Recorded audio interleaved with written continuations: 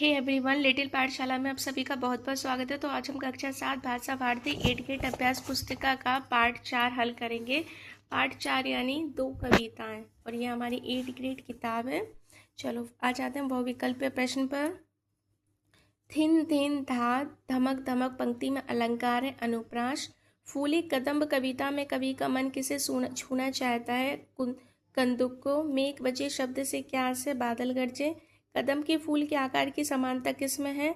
गेंद में है। उपसर्ग के प्रयोग से बना शब्द क्या होता है? अभिनव। ये सारे शब्द जो लिखे हुए हैं बट ये सारे गलत है। मैंने अभिनंदन को हटाकर अभिनव कर दिया क्योंकि इसमें होगा उपसर्ग अभिनव। ओके, आ जाते हैं हम खाली स्थान पर। मेघ बजे कविता में वर्षा ऋतु का वर्णन है। आषाढ़ का महीना बीतने के बाद कदम्ब खिलता है। मेघ बजने कविता में हल किसान का इंतजार कर रहा है। दादुर का कंठ दामिनी की दमक तो शेर की चिहाड़।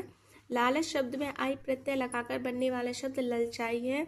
दादुर का कंठ खुला से क्या आशय? इसका आशय यह है कि वर्षा ऋतु के आगमन पर मेढक प्रसन्न होकर टर टर की आवाज में बोलने कूकने लगते हैं। मेघ बजे कविता में दामिनी के दमकने से कवि का क्या आशय? इसका आशय बादलों के बीच बिजली के चमकने से है जो आकाश में उजाला बिखेरती है।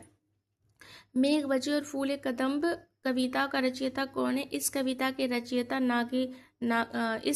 रचयिता देखो दो है, नागार्जुन भी है और सर्वेश्वर दयाल सक्सेना जी है। दामिनी शब्द का एक पर्यायवाची शब्द वाक्य में प्रयोग कीजिए। दामिनी विद्युत यानी बिजली। वाक्य प्रयोग, आकाश में विद्युत चमकने के बाद बारिश होने लगी। दो कविताएं पाठ में आए तुकांत शब्दों को खोजकर लेके किसी एक तुकांत शब्द का वाक्य में प्रयोग कीजिए। तुकांत शब्द हमारा बरस बरस, रीते बीते, चंदन बदन। वाक्य प्रयोग क्या होगा हमारा? बरस तरस रहे थे, आखिरकार आज बादल बरस ही गए। प्रश्न नंबर हमारा 16 कहता है पंख बना हरिचंदन पंक्ति का भावार्थ लिखिए। इस पंक्ति का भावार्थ यह है कि विपरीत या कठिन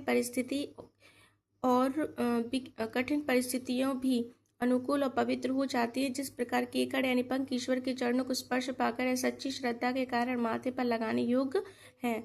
बादल का कोप नहीं रीता पंक्ति का क्या आशय? इस पंक्ति का आशय है कि बादल का क्रोध अर्थात अत्यधिक वर्षा या गर्जना कभी व्यर्थ या खुली नहीं जाती जब बादल पूरी तीव्रता के साथ बरसते हैं। ग्रीष्म ऋतु में प्रकृति में क्या क्या परिवर्तन होते हैं? अपने शब्दों में लिखिए। अत्यधिक तापमान, पेड़ पौधों की स्थिति, जल स्रोतों का सूखना या लू का चलना। मेघ बजे कविता के वर्षा ऋतु के किन दृश्यों का वर्णन किया गया है?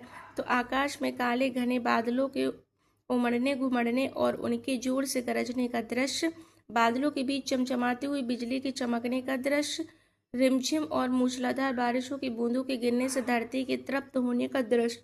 वर्षा ऋतु का वर्णन अपने शब्दों में लिखिए। वर्षा ऋतु ग्रीष्म ऋतु की भीषण गर्मी के बाद आती, जिससे मानव, पशु, पक्षी और प्रकृति को तपिश से राहत मिलती।